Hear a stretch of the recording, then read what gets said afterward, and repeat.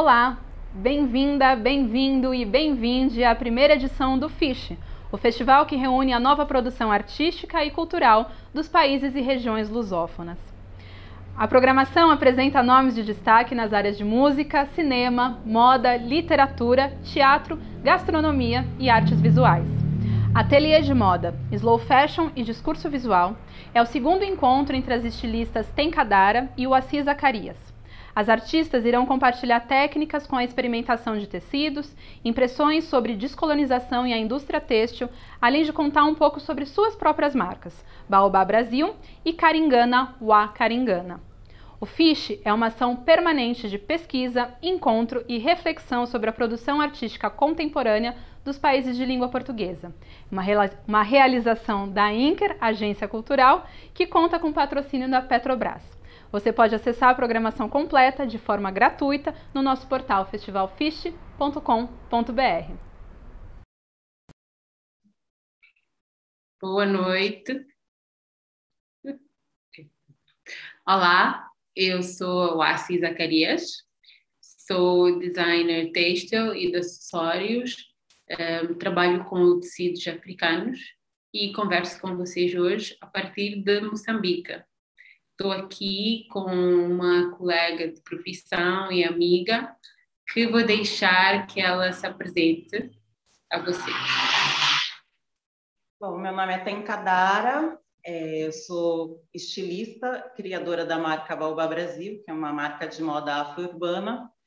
Eu sou estilista e comunicadora e tenho essa marca há 15 anos, desde 2006, e falo desde o Brasil, onde a gente utiliza a moda para falar de resistência, para falar de política e de transformação social.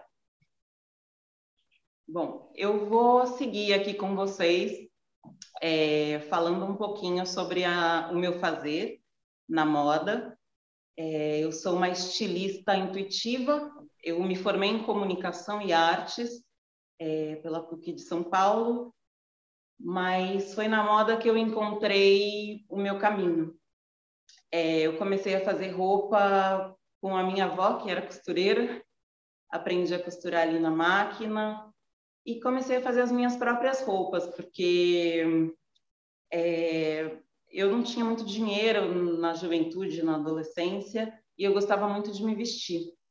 Então, a precariedade tem dessas coisas, né? Ela prepara a gente para a vida também. A gente tem que encontrar respostas para as nossas necessidades sem muitos recursos. Então, comecei a fazer as minhas próprias roupas e a customizar roupas de brechó e, enfim, tudo muito intuitivamente. A minha marca nasceu dessa relação natural com fazer roupa e com vestir-se. E nasceu de uma necessidade minha, eu não me encontrava representada no mercado da moda brasileira, porque a gente tem uma moda que é super ocidentalizada, que é voltada para outros corpos, né, para corpos que são mais retos e corpos brancos. Então eu não encontrava roupas que servissem nas minhas curvas e que me vestissem bem, roupas com as quais eu me sentisse bem. E as que eu encontrava eram muito caras para comprar, então eu decidi fazer as minhas próprias. E eu percebi, com essa prática de fazer roupa, que outras pessoas sentiam a mesma coisa. Então a minha marca nasceu naturalmente, eu não tinha um projeto de fazer uma marca de roupa. Eu tinha um projeto de fazer roupas para mim, mas eu comecei a perceber que outras pessoas também queriam vestir essas roupas, que outras pessoas não se reconheciam na moda brasileira, que outras pessoas estavam procurando um pouco da expressão da identidade afro-brasileira na moda. Então, a partir dessa necessidade, eu comecei a produzir, e o que era uma simples ideia virou uma marca que está aí no mercado há 15 anos, resistindo duramente, bravamente. Eu comecei a fazer roupas costurando meio mal, costurando pouco. Então, eu fazia roupas com alfinetes, com alinhavados e com muitas amarrações. E eu descobri que isso, que no começo eu entendia como uma falta de habilidade, se transformaria numa linguagem, que é a minha linguagem. Eu descobri que essa é a minha maneira de fazer roupa, e é uma roupa que encanta as pessoas, tanto que eu sigo fazendo essa roupa. Aqui eu estou vestindo uma peça que eu gosto muito, que é uma peça muito versátil, que é baseado nas culturas afro-ameríndias. É um poncho, que é uma roupa que traz um peso da nossa cultura afro-ameríndia, né? Poncho, ele está presente em muitas culturas. Ele faz parte do que eu chamo, do que eu traduzi como modelagem ancestral, que são modelagens mais abertas, com menos costuras, mais geométricas. E aí esse é o princípio da roupa. Depois, né, na minha pesquisa, no decorrer da minha vida na moda, eu entendi que o que eu chamava de precariedade, na verdade, é um estilo, e eu entendi que esse é o meu estilo. E isso tá impresso nas roupas que eu faço, e várias peças têm essa característica, né? São peças mais amplas, são versáteis, que elas dão espaço para a criatividade de quem usa. Você pode usar esse poncho assim, você pode usar ele assim também, cobrindo o pescoço. E é legal porque ele tem, como se fosse uma asa, né? O poncho, ele é um abraço, assim, ele serve para abraçar e ele dá uma sensação de conforto e de proteção. Então, a gente começou, através dessa pesquisa de outras modelagens, de outras concepções de roupa, de concepções ancestrais, a gente descobriu que tem muito saber e que tem uma organicidade que às vezes falta na roupa. Às vezes parece que a gente tem que servir na roupa, não a roupa que tem que servir na gente. E uma coisa que eu falo que a gente nunca pode inverter esses lugares. A roupa tem que estar a serviço do corpo de quem veste, ela tem que abrigar, ela tem que fortalecer, ela tem que potencializar a pessoa que veste. Então, a gente traz aí também um princípio da roupa, né? Para que serve a roupa? Para que serve o vestir-se? Então, a gente traz a ideia da roupa não só como um elemento estético, mas a roupa como um elemento de cura. E aí eu vou falar um pouquinho da nossa campanha atual, que é Cor e Cura, que vem de encontro com esse momento delicado da história da humanidade, um momento pandêmico, caótico, onde a gente precisa de elementos que nos fortaleçam. Então, a roupa vem nessa campanha como um elemento do autocuidado e da amplificação desse sentido de autocuidado, porque quando eu cuido de mim, eu cuido do mundo, né? Então, essa compreensão de que o autocuidado não é um processo individual, de que ele é um processo coletivo, também é uma das coisas que a gente traz muito forte nessa campanha. Eu queria chamar o vídeo teaser da campanha Cor e Cura, da Baobá Brasil, e para ilustrar um pouquinho o que eu estou falando.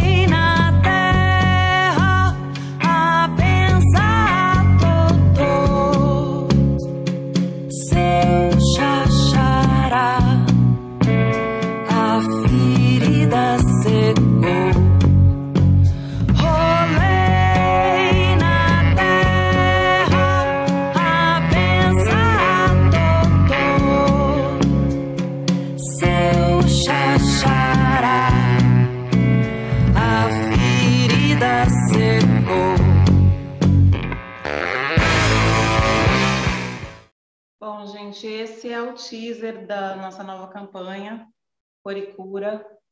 Ela fala sobre a roupa como um elemento de cura. Para participar dessa campanha, eu convidei um grupo de amigas que tem várias práticas diferentes que curam no cotidiano, o que eu chamo de mulheres que curam, que através de diferentes práticas tem aí um trabalho voltado para o autoconhecimento, para o autocuidado e para o cuidado das próximas. Eu sinto que eu faço isso através da moda. A gente faz uma roupa que é uma roupa que tem essa função primeira, que é de potencializar mulheres negras e de trazer aí elementos da nossa identidade, elementos que fortalecem a nossa existência e que potencializam as nossas ações no mundo. E aí eu participei com um grupo de mulheres diversas que vieram fazer suas contribuições em imagem. A ideia da Baobá sempre foi trabalhar com uma desconstrução da moda, ou uma amplificação da moda, porque a gente sempre entendeu a moda como um instrumento muito potente de transformação. Então, a gente não trabalha com essa ideia da moda que é puramente estética, que é efêmera. A gente não trabalha com a ideia de coleções que mudam a cada estação. A gente trabalha com a ideia de campanhas que duram várias estações, que giram em torno de um tema. E o tema dessa nova campanha é cura, mas a gente já passou por outros temas, como Vista-me, que era sobre vestir a nossa pele, né? Sobre empatia, sobre a importância de se colocar no lugar do outro, a importância de pedir emprestado um pouco esse lugar do outro para entender melhor essa narrativa. A gente teve uma campanha que falava dos orixás no cotidiano, do mito no cotidiano, de como esse universo mítico habita as nossas vidas. E essa campanha, então, fala de cura. Bom, eu queria mostrar um pouquinho do que eu faço e um pouquinho da minha relação com os tecidos, mas mais aqui com as mãos, porque a nossa ideia sempre foi trazer a moda à tona e a moda de cada um, né? O que cada um tem para contribuir. E então eu vou fazer uma experiência aqui com tecidos para mostrar que a moda é democrática, que todo mundo pode fazer, que cada um tem que vestir aquilo que revela, né? Que por muito tempo a gente se vestiu para ser igual a alguma coisa. E eu descobri que a grande potência do vestir-se está no procurar a própria identidade. E fazer moda também é isso, né? É você, sobretudo a moda autoral, né? Você contar a sua história através de uma roupa. Então, eu vou trazer alguns elementos da minha história, mas eu abro aí para o público, porque é importante que cada um traga os seus elementos. A minha relação com a moda, ela começou, eu estou aqui hoje do lado do espelho, porque a minha relação com a moda começou num processo de encontro com o espelho, de reconciliação com a minha própria imagem, que sempre foi questionada, com a minha própria beleza, que sempre foi questionada, porque a gente tem um mundo com padrões que não me pertencem, primeiro, e que não me incluem. Então, a minha relação com a moda começa no meu reencontro com a minha própria imagem. Então, eu falo, se você quer fazer moda autoral, conversa com seu espelho e vê o que a sua própria imagem te pede, como você é bonita. Porque a beleza do outro a gente nunca vai ter, a gente tem a nossa própria, cada um tem a sua, isso é o mais maravilhoso. Todo dia eu me encontro com a beleza e ela é tão diversa, ela é tão plural, e isso é o mais legal. Então, eu acho que mais do que falar, fique igual a mim, eu falo todo dia, tipo, encontra a sua beleza. E acho que o meu trabalho de cura vai nesse sentido. Eu faço peças autorais, exclusivas, tipo, não tenho 2 vestidos iguais na loja, normalmente. Tem até algumas peças que a gente consegue repetir, mas, em geral, as coisas são muito únicas. porque eu acho que cada vestido tem a sua dona ou o seu dono. E então acho que é bacana a gente ouvir as necessidades do nosso corpo, ouvir as necessidades da nossa energia, da nossa própria vibração. Cada pessoa tem uma vibração, cada pessoa vibra numa frequência, cada frequência tem uma cor. Então, acho que o vestir, você tem que passar por esse processo de autoconhecimento, você vista alguma coisa que te representa de fato, que te revela, né? Então, eu vou mostrar algumas coisas que qualquer um pode praticar em casa, com tecidos que tenha, e eu vou ter o maior prazer em compartilhar.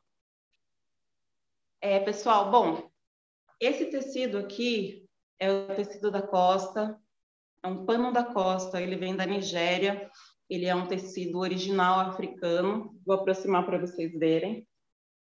Ele é um tecido mesmo, tecido manualmente e desenhado, um tipo de tapeçaria. Muito bonito que as mulheres usam aqui como um pano de proteção. E como eu falo que na moda eu sempre fui muito intuitiva, e a minha pesquisa se deu muito nas religiões de matrizes africanas, que é onde a gente tem um grande acervo da história do negro brasileiro, né? E várias referências estéticas que para mim são bem importantes.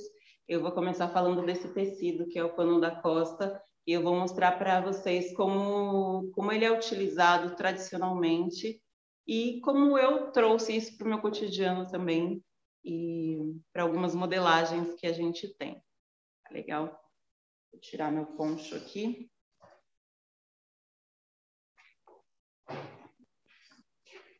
Então, o pano da Costa, ele pode ser utilizado como ojá, ou ele pode ser utilizado aqui em cima. E ele tem uma amarração bem simples. Ó, atrás ele fica assim. Ele dá uma sensação de conforto muito grande e essa experimentação fica no cotidiano. Isso é uma blusa muito interessante também. Eu utilizo tipo uma calça básica e essa amarração. Só que para o cotidiano, para você não ter que ficar arrumando o tecido, é interessante botar aí um alfinete, alguma coisa que te dê uma segurança e não...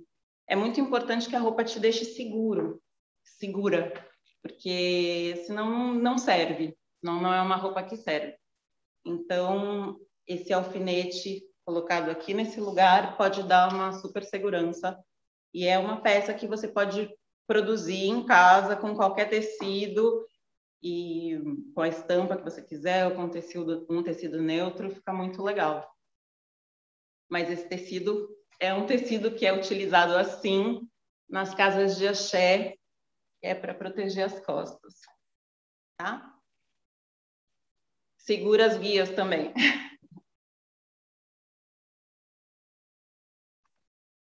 Bom, uma outra amarração que eu gosto e que é muito simples, que também vai para esse princípio da modelagem ancestral, é essa daqui. É muito simples, é um tecido retangular, pode ser qualquer tecido, pode ser inclusive uma canga, né, que é o que a gente mais tem por aqui.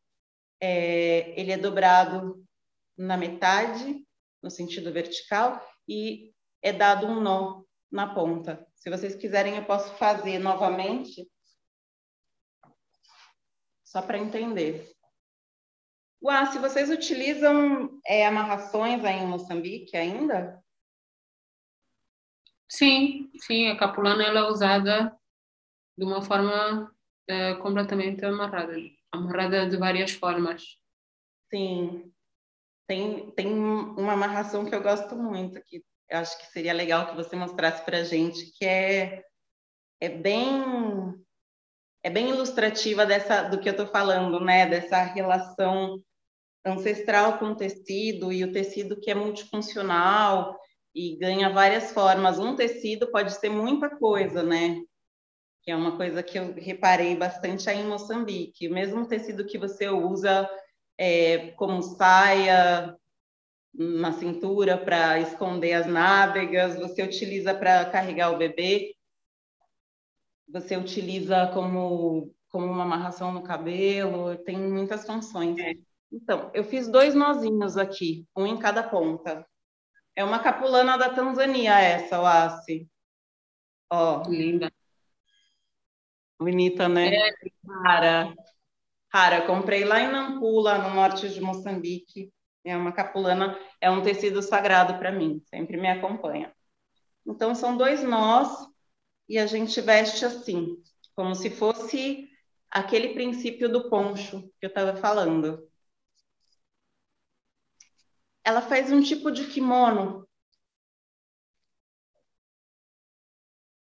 E é um jeito de se abrigar e ficar com as mãos livres, né? Porque a ideia de amarrar e alfinetar os tecidos é um pouco para ter autonomia. Você não pode ficar com uma coisa solta que fica caindo, né? Porque isso não é prático. Tem que ser prático. Então, isso é uma coisa super simples que eu utilizo muito e dá para fazer com qualquer tecido. E você faz aí, escolhe a sua estampa, escolhe a sua textura de tecido, o seu pano sagrado e faz também. Fica bem bonito, ó.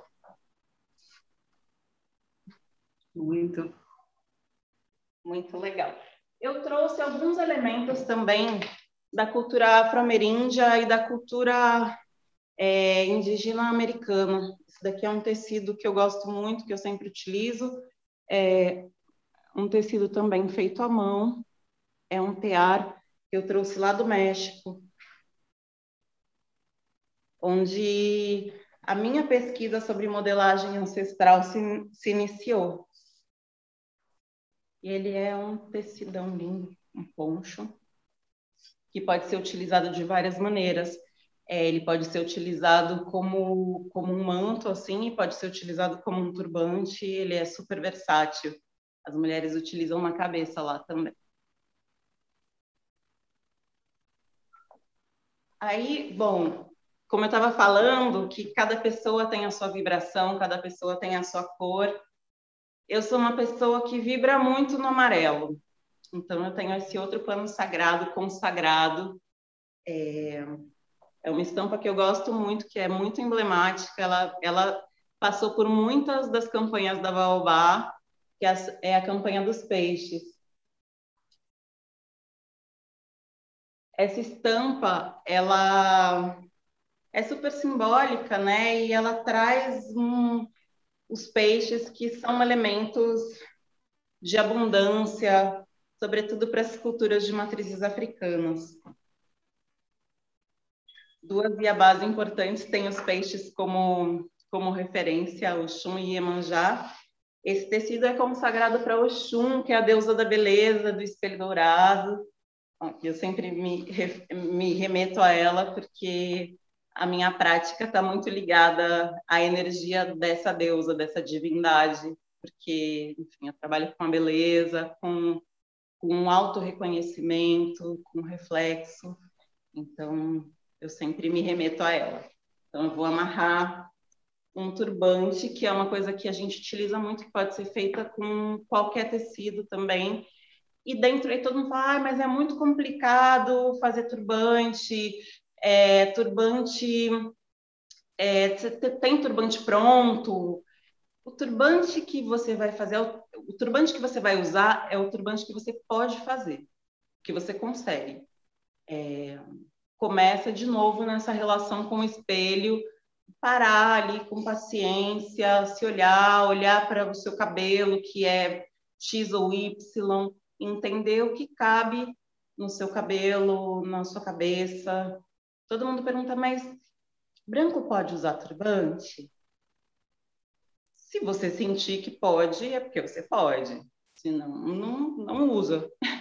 Né? Tem muito a ver com um sentido próprio de utilização. Você não vai utilizar turbante como se usa dentro de uma casa de axé, dentro de um universo sagrado, se você não for desse universo, mas você pode usar, sim, o tecido na cabeça como um elemento estético que faça sentido para você, que não seja também caracterizado como uma fantasia, porque nós não estamos falando sobre fantasias. Então, essa amarração é muito simples, é o tecido dobrado assim na horizontal, e você pode usar, eu estou com um coque bem cheio aqui em cima, porque eu estou cheia de tranças, mas quem não tem muito cabelo pode só amarrar um coque para o alto e fazer do tamanho do próprio cabelo. Essa amarração, ela não tem nó. Então, a gente vai esconder as pontas do tecido.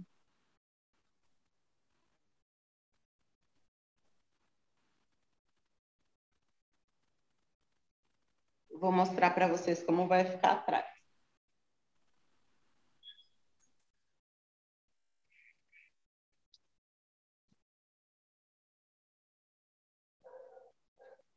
Aqui a gente escondeu as pontas. Eu vou levantar um pouquinho minha câmera, porque esse turbante, essa amarração, a gente chama de Nefertiti. E ela é justamente assim, autona. É uma pessoa notória que utilizou bastante essa forma de turbante até mais alto, é a Erykah Badu. É um turbante legal que se utiliza bastante por aqui no Brasil.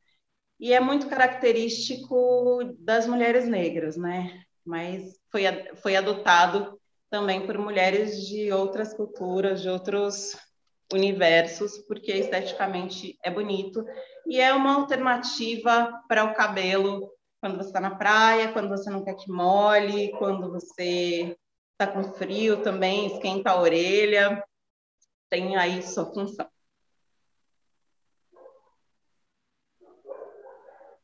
Nas culturas de matrizes africanas, a gente chama o turbante de ojá, e ele é utilizado para proteger o ori, que é a cabeça. E aí é uma outra amarração que a gente aprende quando a gente é iniciada. Bom, eu trouxe mais um tecido, pessoal, para mostrar para vocês. A Wassi fala no trabalho dela sobre a pesquisa de tecidos, as diferentes origens. Eu trouxe um tecido que faz parte da minha vida, da minha história e da minha pesquisa com tecidos, que é um bogolã. Ele vem do... Dá para ver?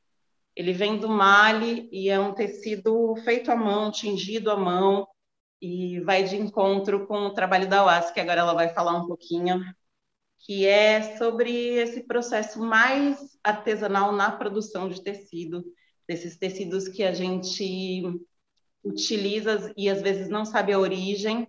É bacana entender o que a gente está vestindo, qual é a função do que a gente veste, de onde vem, né? Desde quem produz até de onde vem o tecido que a gente está vestindo. Então, a Wassi vai falar um pouquinho disso, que é o trabalho dela, ela tem um trabalho muito legal com estampas. Fala pra gente, Wassi. Então, acho que há muitas coisas que falaste, Tenka, que falam muito sobre o meu trabalho, que é esta parte de perceber o poder da cura que a roupa tem, né? Que a roupa, ela traz uma energia. E o meu trabalho não é muito sobre a roupa, mas é sobre o tecido, né? E a energia que o tecido traz para a nossa vida. E como nós muitas vezes não temos esta consciência que nós vestimos roupa sintética, nós vestimos roupa industrializada, que é carregada de muitas energias que não nos servem, muitas vezes. Mas antes disso, eu queria, no tom da amarração, eu tenho aqui uma capulana que nós desenhamos, que é uma capulana que celebra a mulher, que nós desenhamos há uns anos atrás para celebrar o 7 de Abril. Ai, que demais. E nós, digo a minha marca, que é a Caringana, bom, eu queria fazer uma demonstração muito rápida de duas amarrações. Uma delas é como nós carregamos o bebê, porque como bem disseste, a capulana em Moçambique ela serve para vestir, mas também para carregar o bebê, para taparmos quando estamos com frio. Eu não tenho aqui uma boneca para demonstrar, mas mesmo assim vou tentar. Então, na verdade, são duas maneiras de carregar o bebê, né? Uma seria, eu vou pôr aqui com outro tecido. Uma seria de pôr o bebê assim, nas costas, com esta capulana, e simplesmente trazer o tecido e amarrá-lo quase como tu amarraste antes, que é com esta proteção muito simples, né? Então fica o bebê preso assim, simples. Eu sempre me perguntei como o bebê não cai nessa amarração, Assi. Não, eu deixei cair a capulana, mas normalmente não cai. Não, ele fica inclinado quase, né? E depois tem o mais tradicional, que é a neneca, que na verdade, põe... E é engraçado que as senhoras quase que atiram a criança para as costas, né?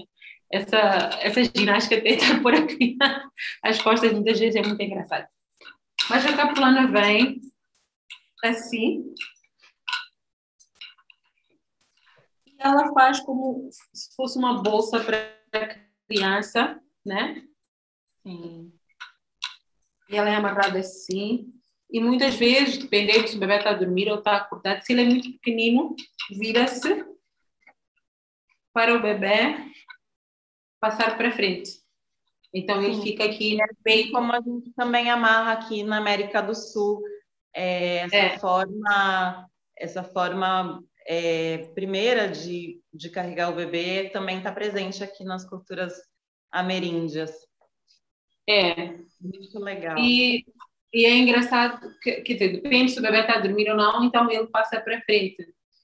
Mas eu queria aqui falar um pouco do meu trabalho, porque eu trabalho com tecido já há 5 anos, e a minha pesquisa dos tecidos, e ela misturou-se hoje com o meu trabalho como curandeira, como esta pessoa que está-se a descobrir com esta parte da cura.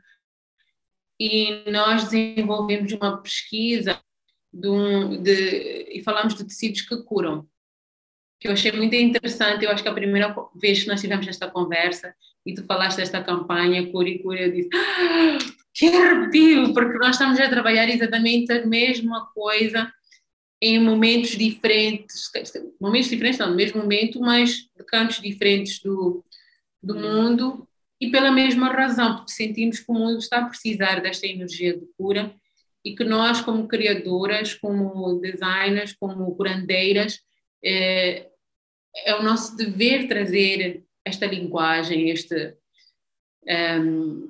amor de volta aos tecidos, né? E isto o primeiro veio-me um pouco como em sonho, que foi esta relação com as minhas ancestrais e num sonho que elas punham um tecido em mim que tinha um poder de me proteger e de curar. E a partir daí eu acordei e disse, mas claro, faz todo sentido, eu trabalho com plantas medicinais, eu tomo chás, eu tomo banhos de proteção, mas eu também trabalho com tecido, e por que é que eu não junto estas duas, né, estas duas coisas?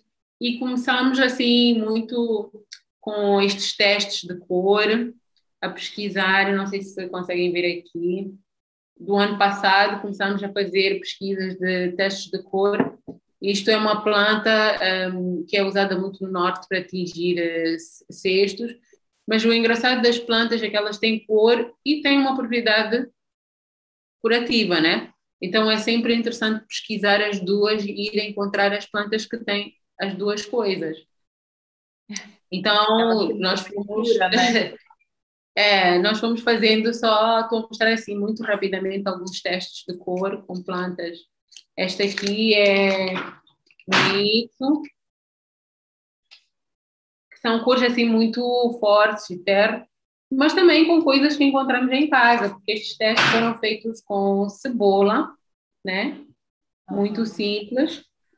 E E só descobrindo, esta aqui foi com uma mistura, que eu gosto muito de misturar, isto é casca de amendoeira, e depois com uma planta de mangal. Esses tecidos que estão atrás de mim também foram feitos com a casca da planta de mangal também, né? E nesta É pesquisa... muito bacana, né? Porque você aí está trabalhando vários elementos. Você está trabalhando as propriedades curativas da planta, a cor que isso produz e, ao mesmo tempo, a sustentabilidade na moda, porque não tem como falar disso, não tem como falar de indústria têxtil sem falar de impacto ambiental, né? Tipo, Exatamente. Uma das indústrias mais poluentes que existem. Exatamente, e é aí que vem, se calhar, o meu interesse na sustentabilidade, e porque eu estudei isso, moda sustentável, e procurar formas de fazer que não agridem tanto o ambiente, mas também que não nos agridem a nós. E um pouco, Teca, queria mostrar só um tecido que vem um pouco desta prática da amarração. Eu, desde miúda, sempre sofri muito de cólicas, né? E tinha sempre a minha avó e as minhas tias, elas tinham um tecido que, quando estás com muita dor, apoia assim as costas, então faz uma amarração, que é um tecido que meio que protege o útero. Este tecido que está aqui hoje, ele já vem com, se calhar, um pouco daquilo que é o meu processo. Porque este tecido foi tingido por mim, e ele é tingido com uma planta que é usado para curar infertilidade, cólicas. Então já é a relação de como é que as plantas e os tecidos podem nos ajudar no processo de cura. Então ele não protege só nesta questão de amarrar, mas ele já carrega esta energia da planta, né? E eu acho muito interessante esta parte do meu trabalho, de estar nesta pesquisa, porque as mulheres, nós temos um corpo muito sensível e nós carregamos muita dor, muita mágoa aqui, no útero. E essa energia, ela é absorvida por nós todos os dias e nós usamos roupa sintética aqui. Então, muitos dos nossos problemas de miomas, de infertilidade, de cólicas, vêm desta relação com o tecido. Então, esta pesquisa, este trabalho... na vida das mulheres em geral, essas questões do ovário, mas, sobretudo, das mulheres negras, sabia, Wassi? Sim. A minha mãe estuda a saúde da mulher, trabalha nessa área e é recorrente. Os problemas com ovário, com miomas, ele é recorrente em muitas mulheres negras. Exatamente. É legal você falar disso. E ele é recorrente por várias coisas, né? É esta falta de conhecimento e de apoio na saúde pública, mas também por esta relação com os químicos. E este problema eu acho que não é só de mulher negra, né? É um problema geral. E também, né, também acho que tem uma coisa que são resquícios, são memórias do corpo, né? Eu chamo às vezes essas dores, essas complicações de feridas ancestrais. Porque Exatamente. As mulheres ao longo da história, mulheres de todas as etnias, de todos os lugares, sofreram e sofrem até hoje violências e brutalidades que são frutos de uma sociedade, de sociedades machistas. E, de alguma forma, a gente cristalizou no nosso corpo, na nossa memória, essas dores, essas violências, né? Exatamente. E nós carregamos exatamente essa memória aqui, né, no útero. Então, este processo de limpeza do útero, de limpeza das nossas energias, tem sido o meu processo. E eu achei interessante na tua conversa, quando tu disseste que o teu trabalho veio muito das tuas necessidades, do teu processo, e o meu trabalho também ele vem disso, né?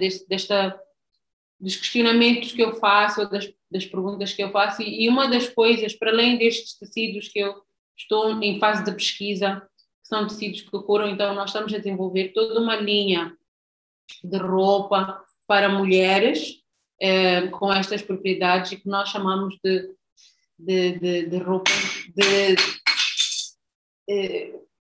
roupas de cura, porque no imaginário que no processo uma mulher vai ver uma curandeira e precisa de curar o mioma, ela é dada quer dizer, um guarda-fato novo quase, né? Que é todo ele feito com estas plantas medicinais que vão de acordo com a necessidade de cura dela.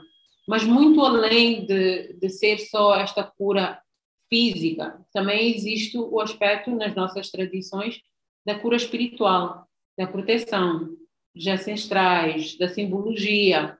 Então, a pesquisa, claro que é dos tecidos que têm propriedade curativa, e agora ela ainda é muito de experimentação, ainda não entramos em fase de ir a um laboratório científico e perceber, mas é um pouco pela lógica da coisa, né? Se eu tomo um chá de uma planta que me limpa o útero, e eu tomo um banho de proteção, ou eu lavo uma ferida com uma planta que me cura, as propriedades dessa planta no tecido também vão ter um impacto no meu corpo. E para além disso, eu achei muito engraçado, eu vou te mostrar aqui uma coisa que vai estar arrepiada de verdade. Mostraste agora um tecido que tinha peixes, né? Que é do Oxum. Para além desta pesquisa que eu estou a fazer dos tecidos para as mulheres, eu estou a fazer uma outra pesquisa que eu chamo dos tecidos sagrados, e que eu inspirei-me em espíritos d'água. E apesar de eu ser moçambicana e não ter e o Xum ser Yoruba, eu tenho uma relação muito próxima com o Xum. Ela Então, tem e fica tranquila que ela está aí em Mara, já encontrei com ela. então, eu Ela criei está na vários Lagoa com os vídeos. rios, e Iemanjá está nesse mar. São energias da natureza, né? Elas estão em toda parte. Então eu criei uns símbolos que estou a criar uma coleção de tecidos, e este é um dos tecidos. Amarelo. Cores, amarelo e azul. Então este símbolo é um pouco óbvio, que é a água. Este é um símbolo que eu criei de proteção espiritual. O peixe tem um significado também, como tu dá para dizer, da abundância, mas também de espíritos da água. E este eu criei, que é um símbolo da terra. Então, assim, este trabalho, para mim, tem sido uma descoberta. E ele vai crescendo. Eu estou a criar todo um alfabeto de tecido, que é uma tradução das práticas tradicionais africanas, né? Com o meu olhar, claro, porque eu sou africana, moçambicana, que viveu um pouco no mundo. Eu vivi nos Estados Unidos, eu vivi na Europa, então é um pouco o meu olhar do que é esta, é a minha tradução, né? A minha interpretação. E eu sinto que existe um distanciamento com estas práticas hoje, que muitos jovens não conseguem encontrar uma maneira de se comunicar com estas práticas, e achei que criando um dicionário visual, um vocabulário visual, poderia ajudar a interpretar. Então, isto é parte do trabalho que estou a desenvolver. Este ainda está muito... Deixa eu só perguntar uma coisa, Wassi. A primeira coisa é, com que você tingiu esse amarelo? Como você chegou nessa cor, nesse tom de amarelo? E a outra coisa é o que você estava falando sobre quebrar esses tabus, né? Uma conversa que a gente já teve sobre quebrar os tabus com as práticas mais antigas de cura, entender o curandeirismo, entender o candomblé e a religiosidade afrocentrada, né? As diversas, na verdade, acho que é muito plural, mas entender como uma ciência não como um elemento a ser temido, obscuro, e trazer essa compreensão da abrangência do poder, porque é comprovado, os medicamentos são feitos com plantas. É isso, É verdade.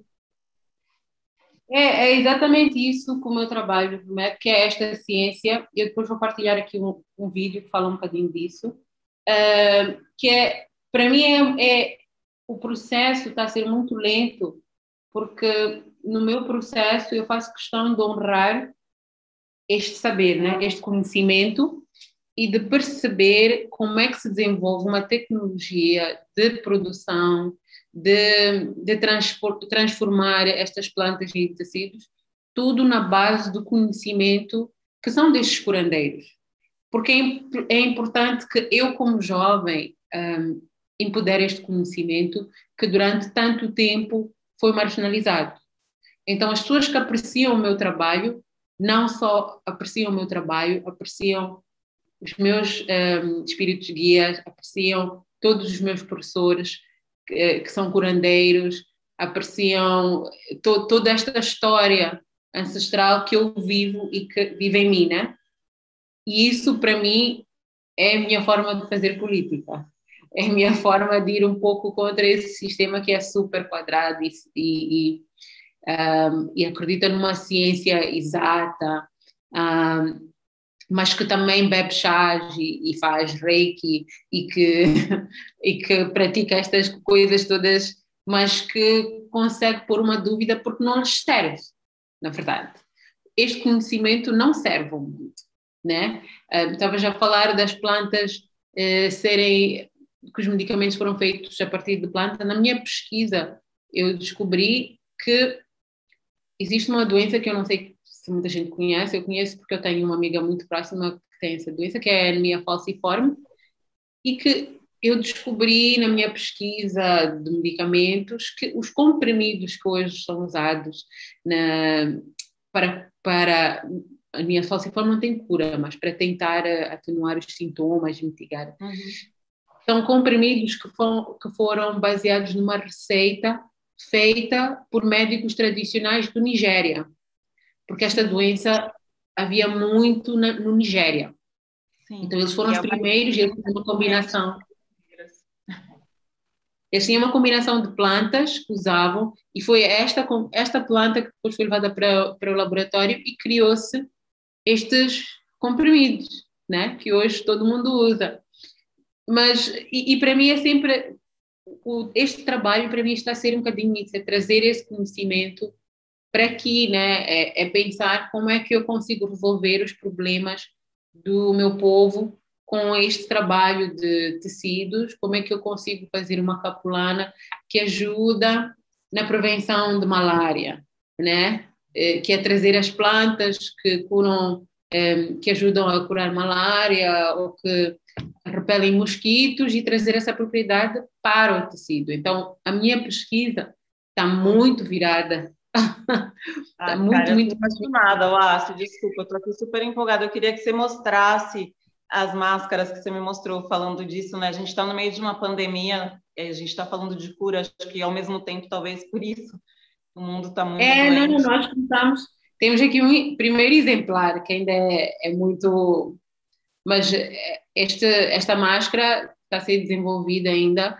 Nós tingimos com 2 plantas que ajudam na respiração. Então, nós tingimos com a acácia, em primeiro lugar. E a acácia muita gente não sabe, mas a acácia é uma planta que é muito usada para tratar asma, né?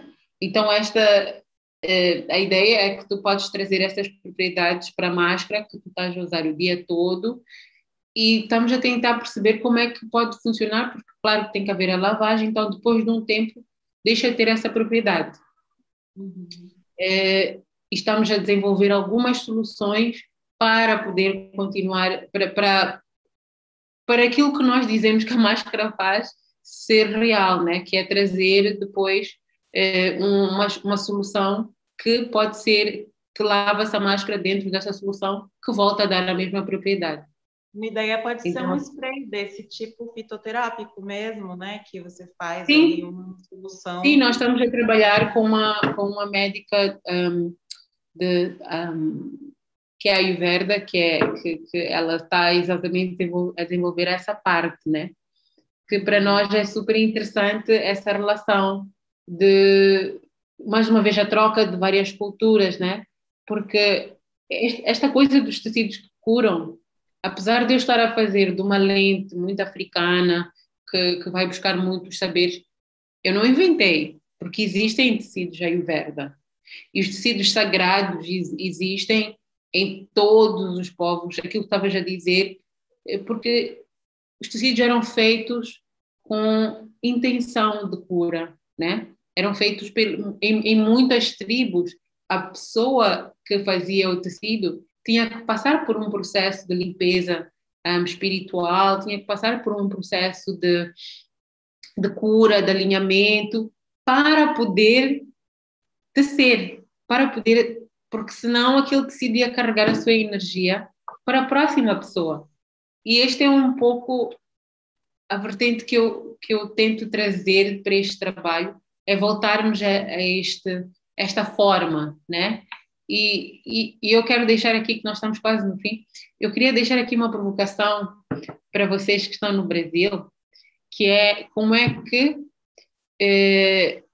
os criadores brasileiros, afro-criadores, mesmo os índios, o povo indígena brasileiro, pode reapropriar-se desta produção têxtil? Como é que se cria um tecido brasileiro com toda esta história que é o Brasil, com toda esta riqueza, com todos estes saberes que estão em várias comunidades quilombais, nas favelas, na Amazônia? Eu nem quero imaginar as plantas que existem na Amazônia para tingimento, para cura. E o que isso seria trazer para um tecido brasileiro, né? Que carregasse essa história muito própria e que, de alguma forma, mudasse a narrativa desta moda afro, que é aquilo que vocês estão a fazer aí, né? Da mesma forma que nós estamos a tentar fazer isto aqui. Então, eu deixo um pouco essa provocação para vocês. Eu já estou super provocada, porque desde que eu entendi que o dinheiro investido em tecidos africanos não fica na África, uma parte muito pequena dele fica na África, eu comecei a falar, tá, eu tô investindo muito dinheiro nos chineses, nos holandeses, nos indianos, nos ingleses. Será que não é mais interessante a gente pensar em meios de produção onde esses recursos girem nas mãos das pessoas que realmente interessam para a gente, das pessoas que realmente precisam desse dinheiro, né? Eu fiquei com Exato. essa pulga atrás da orelha e pensando como produzir localmente ou como trabalhar em parceria também com outras formas de produção de tecido. A gente gasta quilômetros de tecido anualmente e eu gostaria, de fato, de investir esse dinheiro em projetos nos quais eu acredito. E eu estou super feliz de saber que você está aí produzindo tecido e que está ficando bonito, incrível, curativo. Não vejo a hora de poder estabelecer essa troca também num sentido mais prático de, então vamos fazer roupa com esses tecidos e não com outros? Vamos falar desses tecidos africanos? Não, eu acho que o caminho é esse, né? E até porque mesmo para aqui, para a África, eu tenho várias amigas na África do Sul, aqui em Moçambique, que também trabalham com a cura, que também são curandeiras, e que a nossa conversa tem sido isso: qual é o nosso papel como jovens, como Afro-Future, né? Tive uma provocação de pensar no outro dia qual é o futuro da farmacêutica africana, né? Quando pensas eu disse, o futuro é o que eu estou a fazer, é pôr poder da cura nos tecidos. Isso é uma parte. Mas existem outras coisas, né? Como é que nós transmitimos esses saberes, essas histórias? Como é que nós preservamos? E também porque durante muito tempo eu fiquei presa de como é que eu ia conseguir competir com a indústria chinesa, indiana e tudo mais. E foi quando eu decidi que eu não precisava de competir, que eu comecei a descobrir outras maneiras de fazer. E eles não têm interesse em fazer as coisas de tal forma. Eu levo quase um dia inteiro ou mais a bordar estes tecidos à mão para pôr estes detalhes. E para uma indústria tão rápida, isso não é interessante.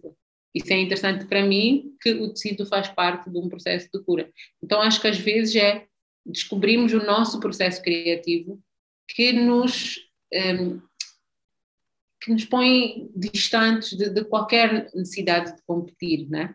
Porque cada história eu acho que é importante de ser contada. Sim, eu acho que é o modelo que a gente escolhe, né? A gente tem vários modelos, tem um fast fashion e tem um slow fashion, onde você pode optar por produzir mais lento, roupas que duram mais e dentro de uma outra roda, né?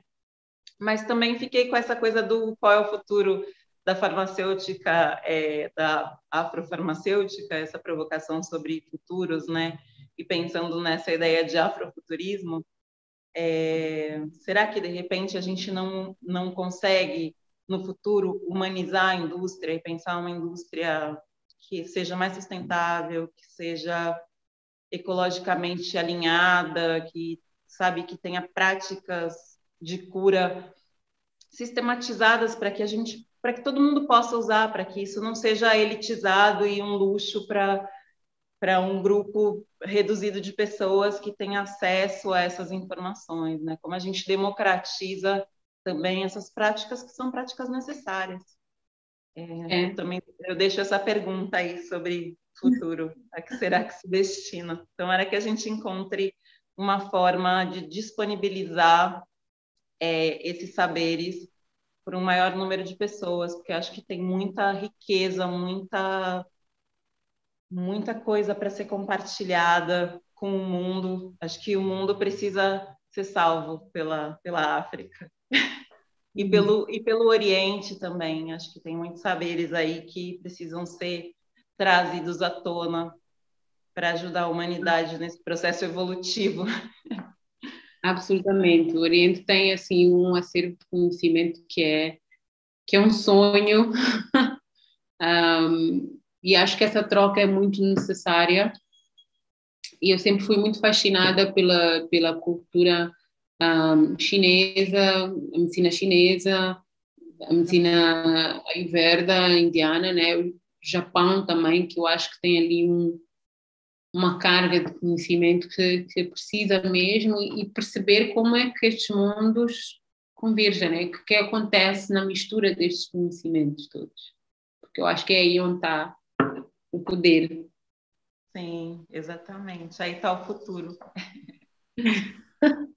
Tá. Adorei, Lácia. Eu quero agradecer ao festival por esse convite, pela oportunidade de compartilhar com essa pessoa que lá do outro lado do mundo está fazendo uma coisa que dialoga tanto com o que eu faço. Eu fico impressionada com essa conexão, né, que a contemporaneidade faz e também a globalização, né, porque a gente está aí respirando o mesmo ar, pesquisando coisas parecidas e acaba chegando em resultados que se aproximam. Então, queria agradecer ao Festival Fish por esse convite, pela oportunidade de compartilhar com a minha irmã lá do outro lado do mundo. Eu também queria deixar aqui este agradecimento por criarem este espaço que eu acho que é muito necessário, e por trazerem vozes que se calhar normalmente não são ouvidas e outras perspectivas, que é super importante. E amei esta troca e mais uma vez de perceber que apesar de estarmos em lados diferentes do mundo, ainda estamos na mesma busca e que tem muito mais coisas em comum do que nós imaginamos. E eu sempre fico meio arrepiada com essas coincidências. E espero muito brevemente conhecer o Brasil e vir fazer essa troca ao vivo.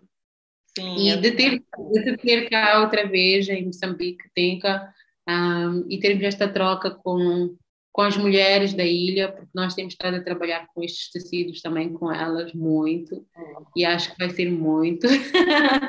Feras macuas, ando com elas todos os dias. Muito bom, muito bom. Então, muito obrigada e até já. Até já. Tchau. Junta.